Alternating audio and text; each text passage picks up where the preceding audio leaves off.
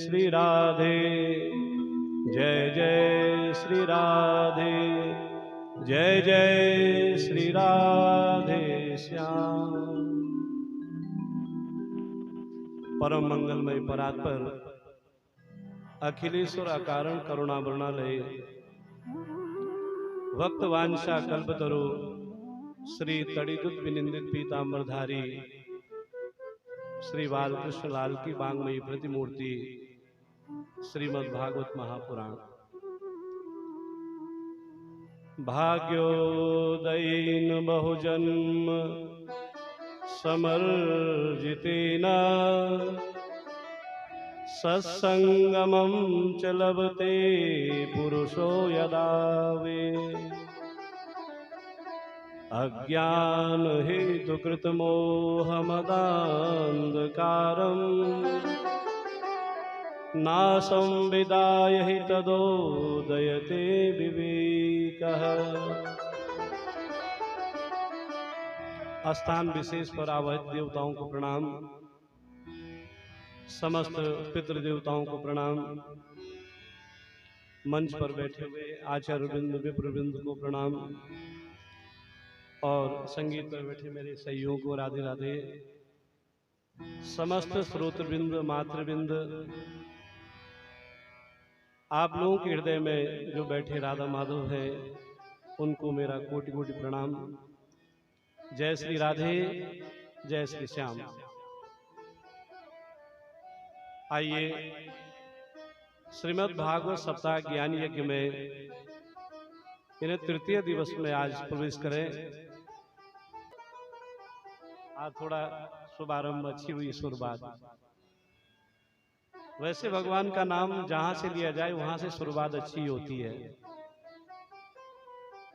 और भगवान जैसा रखना चाहे वैसे हम लोगों को रहना चाहिए। उसमें अगर हम थोड़ी छेड़छाड़ कर देते हैं तो फिर गड़बड़ स्थिति हो जाती है। कल के प्रसंग में हम लोगों ने वेद व्यास जी के बारे में सुना और उसके उपरांत सुखदेव जी का प्राकट्य, राजा परीक्षित का प्राकट्य, यानी राजा परीक्षित को 7 दिन में मरने का श्राप लगा था। संसार में जो आया है उसको एक न एक दिन तो जाना ही है। आया है सो जाएगा, राजा रंक फकीर, कोई सिंहासन चढ़ चला तो कोई बंधा जंजीर। जीवोर ध्रुवोर मृत्यु मृत्युरेव न संशय, जिसका जन्म हुआ है गरुड़ पुराण में लिखा है कि इस संसार में जो आया उसको एक न एक दिन तो जाना ही है। लेकिन देखिए जन्म का 2.5 अक्षर है, जौ आधा नौ और मौ। जौ मने उत्पन्न हो गया, यानी इस संसार में जो आया जिस रूप में आया है, जौ मने जन्म हो गया और जन्म के साथ ही मृत्यु लगी है, मौ मने मृत्यु अनिवार्य है। लेकिन अगर जो है जन्म और मृत्यु के बीच में हमने कोई अच्छा काम नहीं किया, कोई सुकृत नहीं किया, कोई पुण्य के कार्य नहीं किया, तो उस आधे नौ की तरह लटके रहेंगे, ना आगे ठौर होगी न पीछे ठौर होगी, न यहां सुख मिलेगा और न वहां सुख मिलेगा। इसीलिए अपने जीवन को सुधारने का ये मनुष्य जीवन बहुत अच्छा है। यद गत्वा न निवर्तन्ते तद्धामं परमं मम, गीता में लिखा है कि जहां जाने के बाद दोबारा वापस ना आना पड़े ऐसा कर्म करना चाहिए। राजा परीक्षित को श्रृंगी ऋषि ने श्राप दिया, 7 दिन में मरने का श्राप दिया। जब परीक्षित जी वहां से घर आए, समीक मुनि के गले में मरा हुआ सर्प जब डाला, जब अपने घर को आए, मुकुट किनारे रखा उन्होंने, उनके मन में ये विचार आया कि आज तक मैंने संतों की बहुत सेवा करी, लेकिन ये अपराध आज मुझसे कैसे हो गया, ये अपराध मुझसे कैसे हो गया। इसीलिए अपने मन में विचार करने लगा। विचार किया अपने मन में कि मैंने कोई ऐसा कर्म तो नहीं किया था जीवन में, कोई ऐसा पाप कर्म मैंने नहीं किया था कि आज संतों का मेरे से अपराध हो गया। मैंने भगवत भक्ति में विलीन जो संत समीक मुनि है उनके गले में मरा हुआ सर्प डाला, ये मैंने बहुत बड़ा अपराध किया। सोच रहे थे राजा परीक्षित, उसी समय समीक मुनि के जो शिष्य गौरमुख हैं वो आए और उन्होंने कहा कि महाराज आप अपनी मुक्ति के लिए कोई उपाय ढूंढिए, क्योंकि समीक मुनि के पुत्र श्रृंगी ऋषि ने आपको 7 दिन में मरने का श्राप दिया है, इसीलिए आप अपने उद्धार के लिए कोई कार्य करिए। राजा परीक्षित को पश्चाताप हो रहा है कि श्रृंगी ऋषि ने मुझे 7 दिन में मरने का श्राप दिया, मुझे तो अभी मर जाना चाहिए। जैसा मैंने कृत्य किया है, जैसा मैंने कर्म किया है, मुझे तो अभी मर जाना चाहिए। और अपने पुत्र जन्मेजय को राज्य दे करके राजा परीक्षित घर से निकले और अपनी मुक्ति के उपाय के लिए संतों की शरण में गए। हमारे पास कभी दुख आता है तो अपने गुरु, अपने संतों के पास या भगवान के पास जाना चाहिए। यदि हमारे पास सुख आ रहा है तो अपने गुरु, संत इत्यादि जो अपने बड़े बुजुर्ग हैं उनसे शेयर करना चाहिए। अगर आप समाज में अपने दुख और सुख को समाज में कहेंगे, यानी समाज में प्रदर्शित करेंगे, तो हो सकता है लोग पहले तो झूठे मोटे आंसू लगाएंगे और बाद में हंसी में उड़ा देंगे। इसीलिए एक बार भूपति मन माई, श्रृंगी ऋषि वशिष्ठ बुलाई। एक बार भूपति मन माई, श्रृंगी ऋषि वशिष्ठ बुलाई। एक बार भूपति मन माही, एक बार भूपति मन माही, श्रृंगी ऋषि वशिष्ठ बुलाई। एक बार भूपति मन माही, श्रृंगी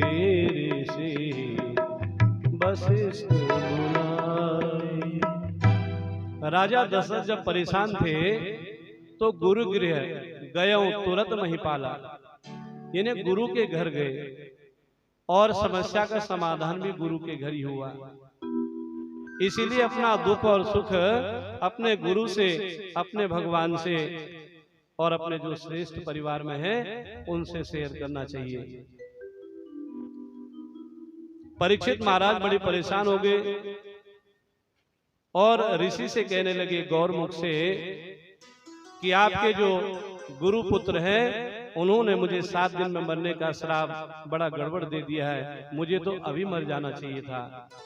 उनको ऐसा श्राप देना चाहिए था कि राजा परीक्षित की तत्क्षण मृत्यु हो जाए, लेकिन उन्होंने फिर भी मेरे पे जो है बहुत बड़ी कृपा करी और संतों के घर इधर उधर जो है राजा परीक्षित जाने लगे। अब तो बड़े बड़े संतों को ये खबर हो गई कि राजा परीक्षित को 7 दिन में मरने का श्राप लगा है,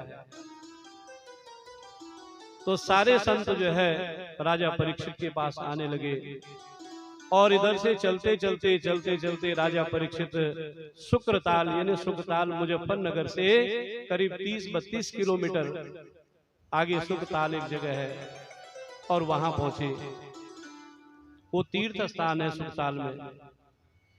वहां जब राजा परीक्षित पहुंचे तो उन्होंने देखा कि संतों की मंडली बैठी हुई है। सभी से पूछा, महाराज 7 दिन मरने वाले की मुक्ति का कोई उपाय बताइए। अब कोई कह रहा महामृत्युंजय जाप कराइए, कोई कह रहा रुद्र महायज्ञ करवाइए, कोई कुछ कह रहा, कोई कुछ कह रहा है। समाधान किसी ने सही ढंग से नहीं दिया। लेकिन तत्राद्भवद भगवान व्यासपुत्रो यदृक्षया गामटमानो नपेक्षः अलक्षलिंगो निबुलाबुतुष्टो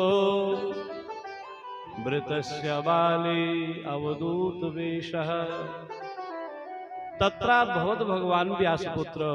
उसी समय वेद व्यास जी के पुत्र श्री सुखदेव जी महाराज वहां पे प्रकट हो गए। बोलिए सुखदेव जी महाराज की जय हो। सुखदेव जी वहां प्रकट हुए।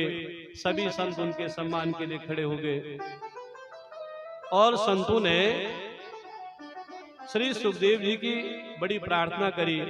राजा परीक्षित से कहा कि पूजन करिए और आपकी मुक्ति का साधन जो है वो इनको जानकारी, इनको मालूम है।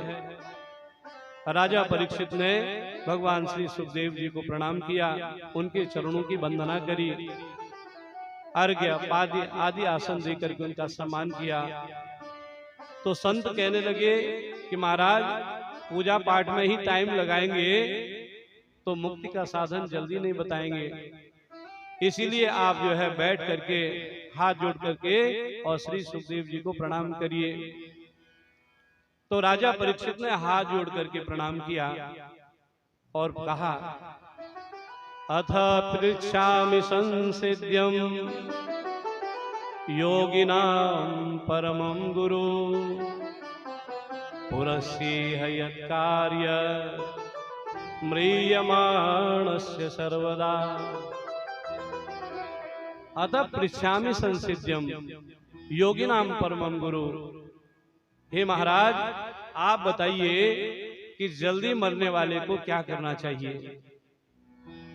राजा परीक्षित ने यह प्रश्न नहीं किया कि मेरी मुक्ति का साधन बताइए, यानी मैं मर रहा हूं, 7 दिन में मरने का मुझे श्राप लगा है, मेरी मुक्ति का कोई साधन बताइए, ऐसा नहीं पूछा।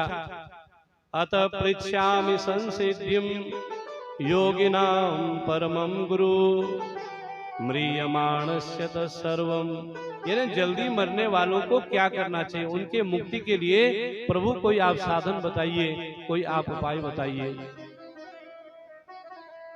सुखदेव जी ने जब ऐसा प्रश्न सुना गदगद हो गए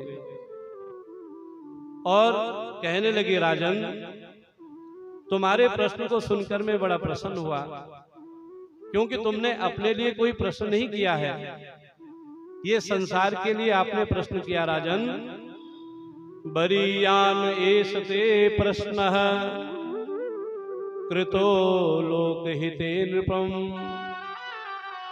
आत्मविस्मृतं पुंसां श्रोतव्यादिषु एव च। हे राजन आपने यानी समस्त प्राणियों के कल्याण के लिए, मुक्ति के साधन के लिए आपने प्रश्न किया है और ये प्रश्न सुनकर के मुझे अच्छा लगा। आपने समस्त प्राणियों की मुक्ति के साधन के लिए आपने पूछा है। इस संसार में सबसे पहले कहते हैं कि लोगों के पास टाइम नहीं है, भगवत भक्ति का करने का कोई टाइम नहीं है। जन्म यानी जो संसार में जीवन हमको मिला है ये बहुत थोड़ा है और भगवान की भक्ति बहुत बड़ी है, भगवान को पाना बहुत मुश्किल है। नरत्वं दुर्लभम लोके विद्या तत्रं सदुर्लभः। इस संसार में सबसे पहले मनुष्य योनि मिलनी कठिन है, अगर मनुष्य योनि मिल भी गई तो भगवान का भजन करना बहुत मुश्किल है, क्योंकि 84 के चक्रों में हम लोग लगे रहते हैं। सवेरे से शाम तक जो हजारों काम हो जाते हैं, इसीलिए भगवान का पूजन पाठ करना बहुत मुश्किल है। और अगर कर भी लिया तो उनका आशीर्वाद पाना तो बहुत मुश्किल है, और अगर आशीर्वाद मिल भी गया तो उनके दर्शन तो बहुत मुश्किल है। सतयुग जब आया तो उसमें एक मनुष्य की उम्र 1 लाख वर्ष की होती थी। 1 लाख वर्ष तक एक मनुष्य जीता था। जब त्रेता आया तो त्रेता में एक जीरो हट गया तो 10,000 वर्ष की उम्र त्रेता में हो गई। सतयुग में लोग कहते थे ना कि हजारों वर्षों की तपस्या उन्होंने करी, तो जब हजारों वर्षों की तपस्या करी तो लाख वर्ष उम्र तो जरूर होगी।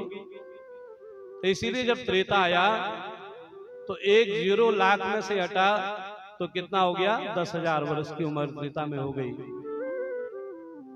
जब द्वापर आया तो द्वापर में एक जीरो और हट गया, 1,000 वर्ष की उम्र हो गई।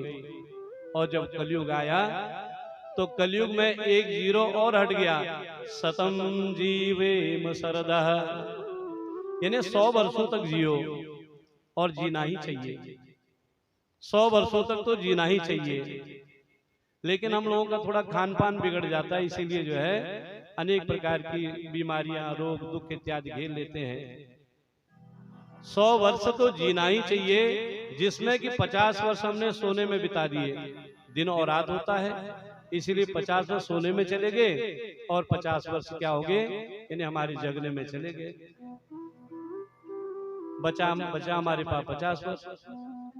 20-30 वर्ष की उम्र तक हमने पढ़ाई लिखाई, अपनी विद्या अध्ययन किया, नौकरी चाकरी इत्यादि किया, तो हमारे पास बचे 20 वर्ष।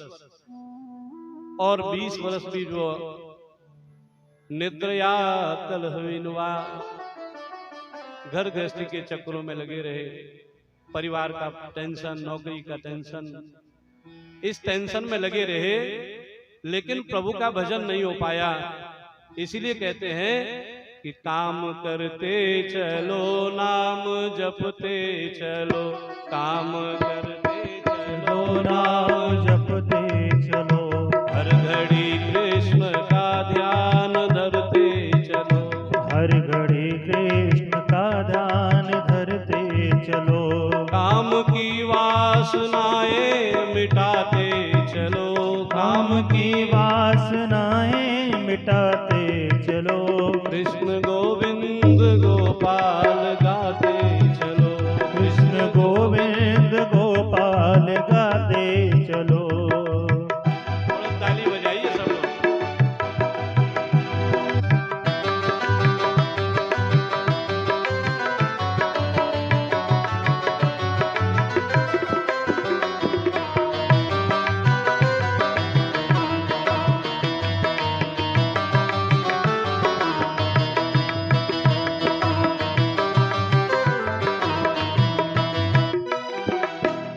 देखना इंद्रियों के न घोड़े बगे, देखना इंद्रियों के न घोड़े बगे, देखना इंद्रियों के न घोड़े बगे, देखना इंद्रियों के न घोड़े बगे, इनमें दिन रात संयम के कोड़े पड़े, इनमें दिन रात संयम के घोड़े पड़े, अपने रथ को सुमार्ग चलाते चलो, अपने रथ को सुमार्ग चलाते चलो, कृष्ण गोविंद गोपाल गाते चलो, कृष्ण गोविंद गोपाल गाते चलो, गोविंद गोपाल गाते चलो, कृष्ण गोविंद गोपाल गाते चलो, मन को विषयों के विष से हटाते चलो, मन को विषयों के विष से हटाते चलो। जय हो।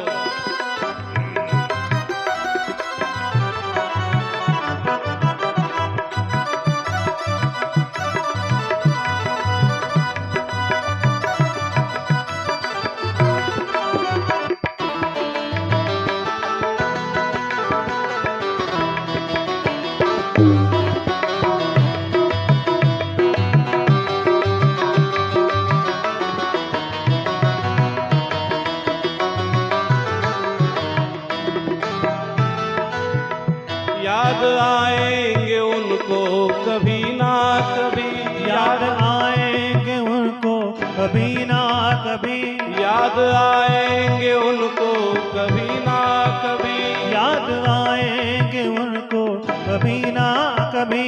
कृष्ण दर्शन वो देंगे कभी ना कभी, कृष्ण दर्शन वो देंगे कभी ना कभी, कृष्ण दर्शन वो देंगे कभी ना कभी, कृष्ण दर्शन वो देंगे कभी ना कभी। ऐसा विश्वास मन में जमाते चलो, ऐसा विश्वास मन में जमाते चलो, कृष्ण गोविंद गोपाल गाते चलो, कृष्ण गोविंद गोपाल गाते चलो, कृष्ण गोविंद गोपाल गाते चलो, कृष्ण गोविंद गोपाल गाते चलो।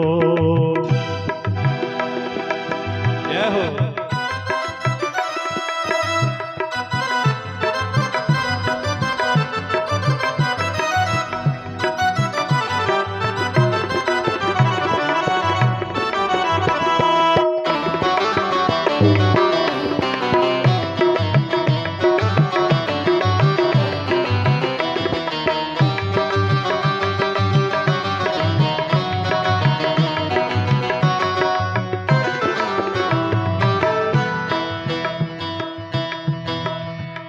कृष्ण गोविंद गोपाल गाते चलो, कृष्ण गोविंद गोपाल गाते चलो, कृष्ण गोविंद गोपाल गाते चलो, कृष्ण गोविंद गोपाल गाते चलो, कृष्ण गोविंद गोपाल गाते चलो, कृष्ण गोविंद गोपाल गाते चलो, कृष्ण गोविंद गोपाल गाते चलो, ओ कृष्ण गोविंद गोपाल गाते चलो, कृष्ण गोविंद गोपाल गाते चलो, कृष्ण गोविंद गोपाल गाते चलो, कृष्ण गोविंद गोपाल गाते चलो, कृष्ण गोविंद गोपाल गाते चलो, गोविंद गोपाल गाते चलो।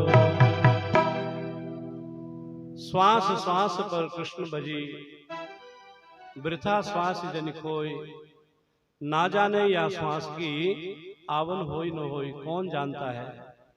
सांस अंदर चली गई, इसको बाहर ये आए कि ना आए इसकी कोई गारंटी नहीं ले सकता है। इसीलिए सवेरे उठ करके भगवान का नित्य कर्म से भगवान का भजन करें, भगवान का पूजन करें। सवेरे ब्रह्म मुहूर्त का स्नान बड़ा शुभ माना जाता है। सवेरे उठें और 4 बजे से लेकर के 5 बजे के बीच में ये ऋषि स्नान कहलाता है। उसके बाद सूर्य उदय से 1 घंटे पहले ये मनुष्य स्नान माना जाता है, और सूर्योदय के बाद जो स्नान होता है वो राक्षसी स्नान होता है। तो हम लोग जान लें कि कौन सा स्नान करते हैं। सवेरे ब्रह्म मुहूर्त में उठिए, स्नान आदि से निवृत्त होइए और प्राणायाम करिए। जितासनो जित श्वासो जित संगः जितेन्द्रियः, स्थूले भगवते रूपः मन संधारये धिया।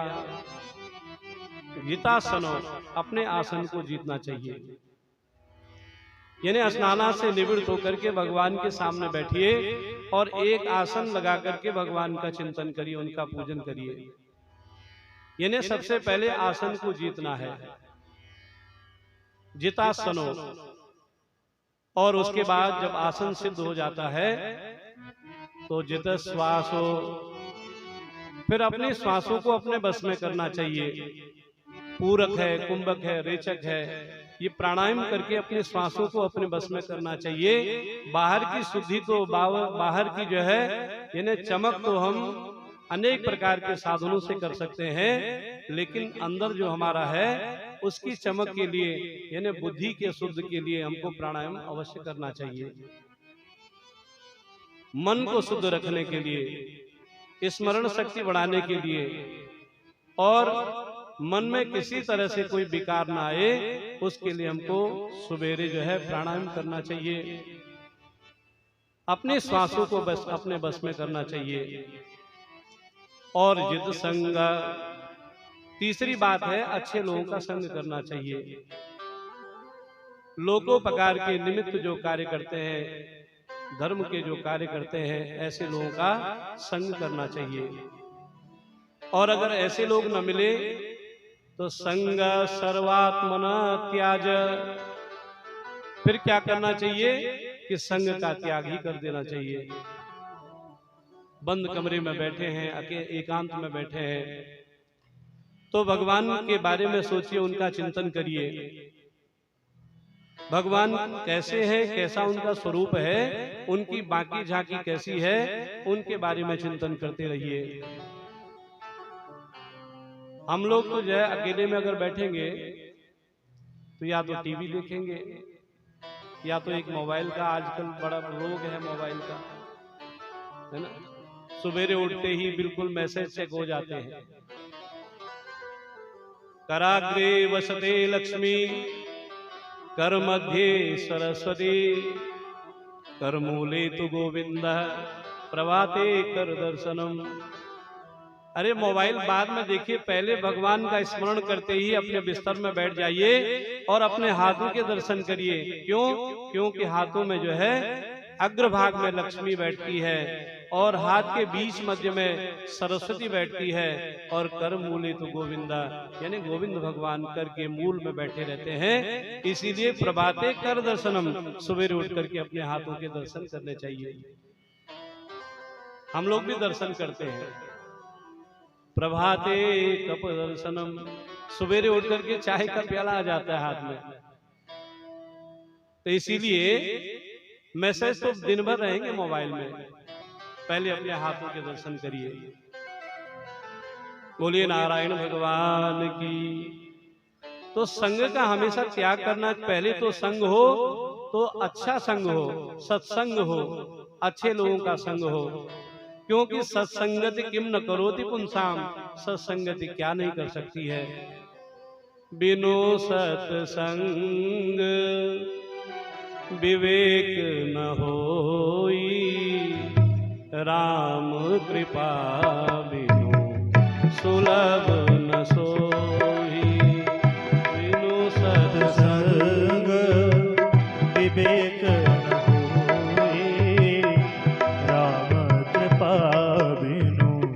सुलभ न सोई। बिनु सत्संग विवेक न होई, राम कृपा बिनु सुलभ न सोई। बिनु सत्संग विवेक न होई, राम कृपा बिनु सुलभ न सोई। सत्संगति मंगल मूला, सत्संगति मंगल मूला। सत्संगति निज मंगल मूला। सत्संगति निज मंगल मूला। हरे राम राम राम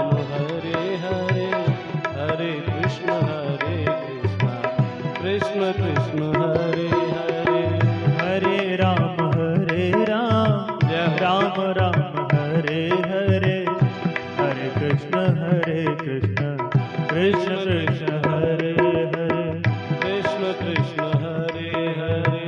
कृष्ण कृष्ण हरे हरे। सत्संगति किम न करोति पुंसाम, यानी अच्छी संगति क्या नहीं कर सकती है। इसीलिए संग मिले तो अच्छे लोगों का संग हो, नहीं तो संग का त्याग करना चाहिए। एक मदालसा नारी हुई, मदालसा, तो उसके जितने भी पुत्र होते थे वो पुत्रों को जो है तुम शुद्ध हो, तुम चित्त हो, तुम ज्ञान मुक्त हो, तुम भगवान के भक्त हो, वो हमेशा ऐसे करते और बच्चे 7-8 साल के होते तो वन की तरफ चले जाते। एक दिन उसके पति ने कहा, राजा ने कहा कि देवी, जो भी हमारे बच्चे होते हैं तुम सबको शुद्ध हो, चित्त हो, मुक्त हो, ऐसी संगति देती हो कि वो जो है सब वन को चले जाते हैं, अपने पास भी तो किसी पुत्र को रखो। तो मदालसा नारी का जब छोटा सबसे पुत्र हुआ, उसका नाम था अलर्क। तो उन्होंने जो है उसको सांसारिक शिक्षा दी, सांसारिक शिक्षा दे करके, और जब वो बड़ा हुआ तो वन में राजा और रानी दोनों जाने लगे। तो पुत्र अलर्क ने कहा कि माँ, आपने मेरे बड़े भाइयों को बहुत अच्छी शिक्षा दी, वो वन को चले गए, मैं घर में अकेला क्या करूं। तो मदालसा ने, उसकी माँ ने एक ताबीज भोजपत्र में, ताबीज में उसको रखा, भोजपत्र में लिखा और कहा कि बेटा, जब तुमको कभी परेशानी हो, कभी दुख हो, तो इस ताबीज को खोल करके तुम पढ़ लेना। वो दोनों चले गए वन की तरफ। अलर्क जो है अपने जीवन के राजकाज में लगा रहा। एक समय इतना विक्षिप्त था, इतना परेशान था कि उसको माँ की याद आई कि माँ ने कहा था कि बेटा, यदि परेशान होगा तो अपने ताबीज को खोलना और उसमें मैंने कुछ मंत्र लिखे उसको पढ़ना, तो तुम जो है तुम्हारे मन को शांति मिल जाएगी। तो आज उसने उस ताबीज को खोला और खोल करके वो मंत्र पढ़ा। उसमें लिखा था मदालसा ने कि संग सर्वात्मना त्याजः नो चेत्यक्तुम न शक्यते ससद्भि सह कर्तव्या सताम संगो हि बेखजम। यानी बेटा, अच्छे लोगों का संग करोगे तो तुम्हें अच्छाइयां प्राप्त होगी, और अगर बुरे लोगों का संग करोगे तो तुम्हें बुराइयां प्राप्त होगी।